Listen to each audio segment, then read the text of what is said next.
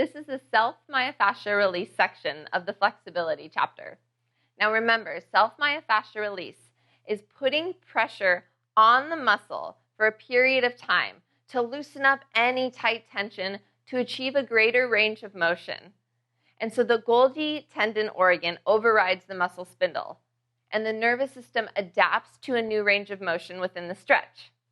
You'll be using tools for this, including but not limited to a roller, a ball, any athletic ball works, and a block.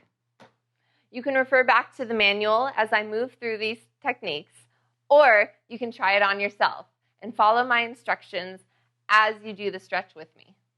All right, so now we're going to be rolling out the calf, otherwise known as the Gastrocnemius and the Soleus muscles.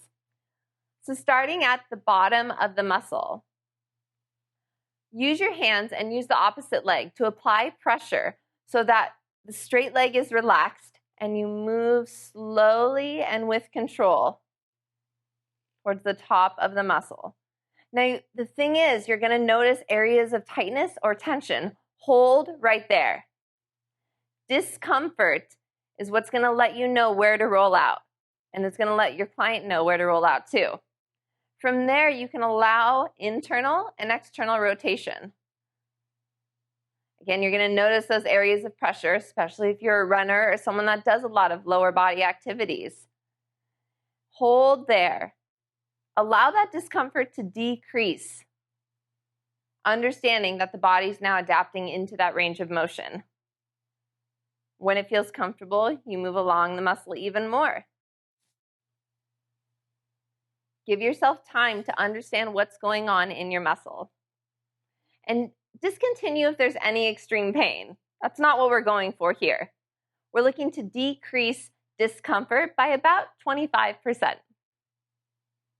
Rolling over the muscle fibers from the top to the bottom, getting the full length of muscle and moving controlled and slow.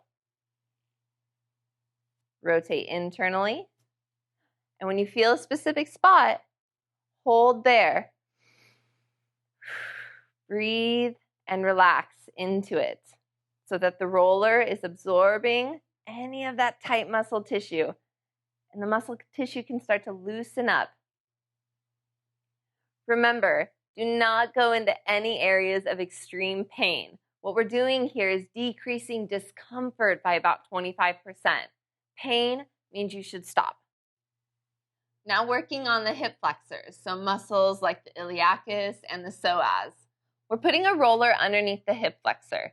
Again, the muscle that's being worked is relaxed.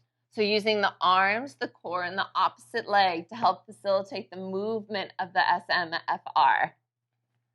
Tucking the back toes, you can start to move through a small range of motion on the hip flexor.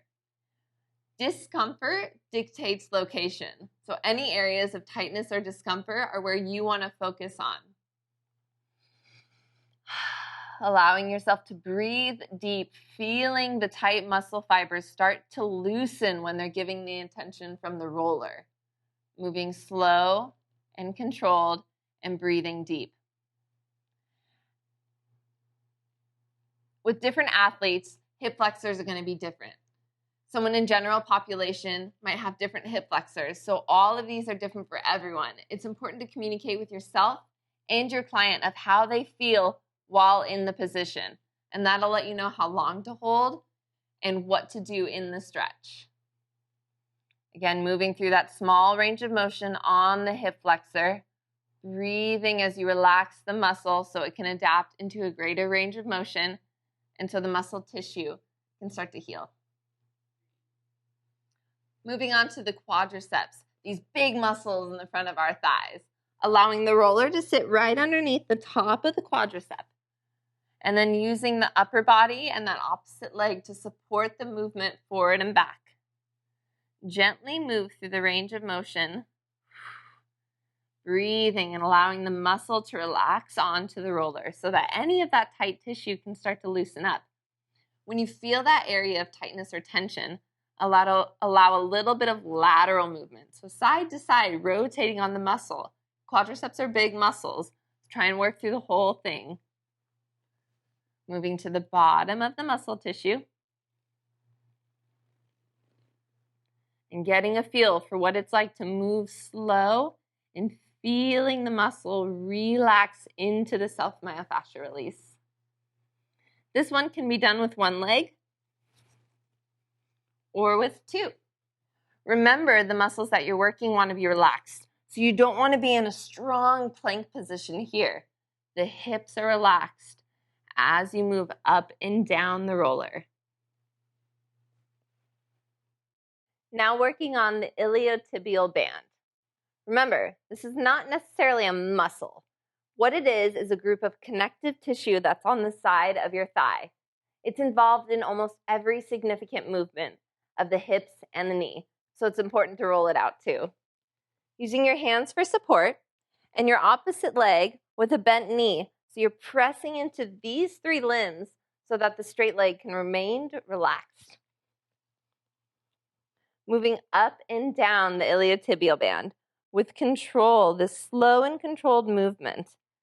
Any areas of gripping or tension or tightness, especially with this one, with most of our clients. It's important to breathe deep and enjoy this process. When you feel any areas of that discomfort, you can move a little bit side to side or just hold and take a few deep breaths. Moving all the way down to the bottom, close to the knee, along the side of the thigh. Now working on the Latissimus Dorsi, your lat muscles. These are giant muscles across your back that are involved in all kinds of spinal flexion and extension or scapular movements. So we're going to use the roller. You can start with it about right underneath your armpit. And since the lats are extensors, we're going to move into shoulder flexion with a little bit of external rotation in the shoulder. Thumbs up. Allowing the other limbs to be the guiders of this movement. Slowly, with control, moving down the muscle and breathing, right? It's important to meet yourself where you're at. Not expecting this to feel super good or super smooth. Every day is going to be different. Every day is going to be different for your clients too. Meeting yourself where you're at and enjoying the process of reaching greater ranges of motion through facilitating this tissue work. Breathe as you move to the bottom of the lat. And breathe as you move towards the top. And you can even roll towards or away.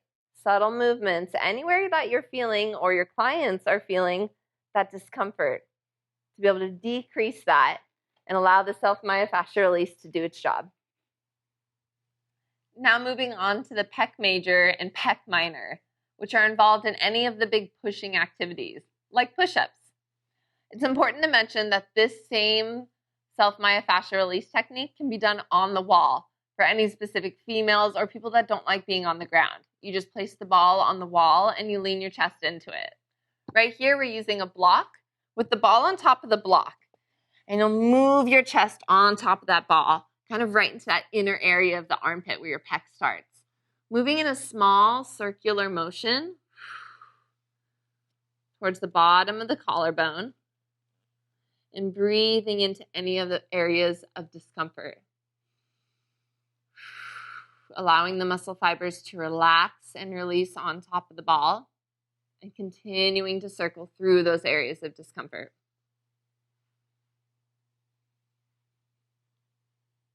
Now this one is one of my favorites, creating healthy movement in the back to help combat that couch, computer, car, cell phone posture that we find ourselves in.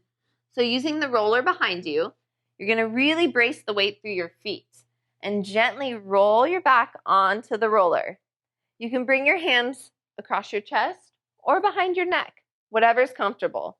Lifting your hips and gently start to take the roller to your upper back, lifting through the chest and relaxing through the neck, all the way to the top of the back. You can move down as well.